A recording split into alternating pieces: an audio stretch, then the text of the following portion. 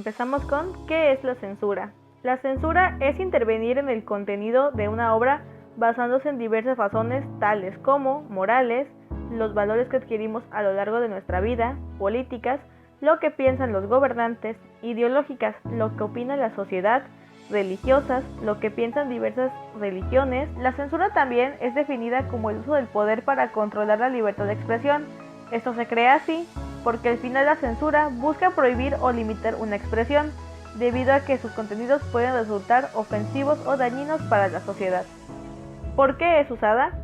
Es usada por personas o grupos influyentes para poder controlar los contenidos de obras para su beneficio.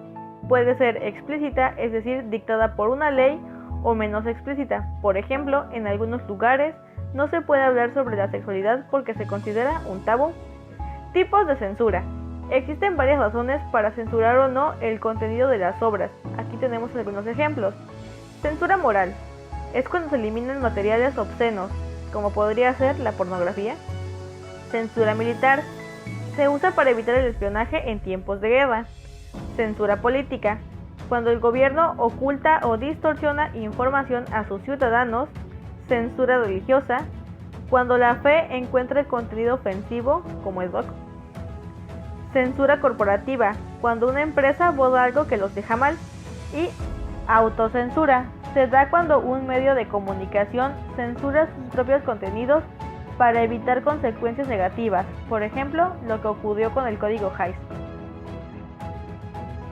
Todo lo que conllevaba el código Hays eran limitantes para los directores de ese momento, ya que tenían que estar cuidando qué era lo que salía o no en sus filmes, y esto provocaba ciertas afectaciones en sus tramas o en sus personajes.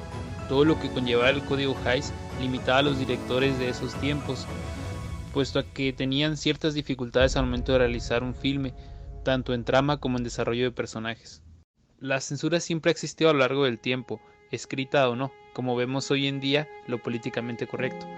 Esa es la censura de hoy, el hecho de que nuestros filmes sean inclusivos. Es como un cierto reglamento que hay que seguir. Asimismo son reglas que ponen ciertas compañías para cuidar su imagen ante el público o para agradar a ciertas minorías. ¿Cómo fue creado y quiénes participaron? Con el fin de que el gobierno no tuviera intervención y favorecer a la autorregulación, los jefes de los estudios cinematográficos decidieron crear la MPPDA, la cual cambió después de los años por MPAA, en el cual William Hays fue nombrado como presidente, convirtiéndolo en el peón más importante de la creación de la censura hollywoodense, ya que le encargaron como tarea hacer una buena imagen de este mismo. Esto sigue siendo una limitante para los directores, pues al tener que agradar a ciertas minorías, tienes problemas al momento de desarrollar tu personaje y llegan a haber fracasos como Capitana Marvel o personajes que no son agradables para el público, pues te están restregando a cada rato que son LGBT o que son de color o que son feministas. Entonces sí llega a haber un conflicto y llega a decaer un poco el filme. Que de hecho el código de censura es conocido como el código Hays, el cual tuvo lugar a participar el editor católico Martin Kigley y el sacerdote Daniel A. Lord. Este código solía llamarse el código de producción y posteriormente pasó a llamarse, como lo conocemos ahora, el código Hays. Yo les voy a hablar sobre el código Hays, cuáles eran sus reglas o prohibiciones.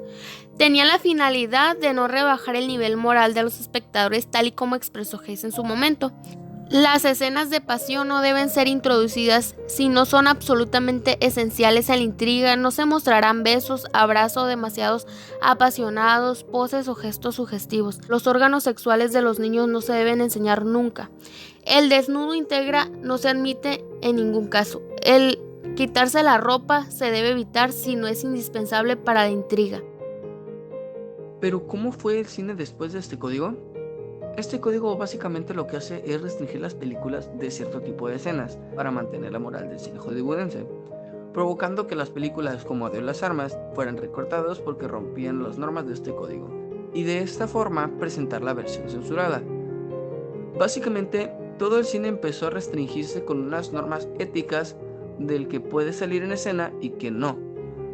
Pero estos códigos fueron cambiando con el paso de los tiempos, cada vez fueron más flexibles.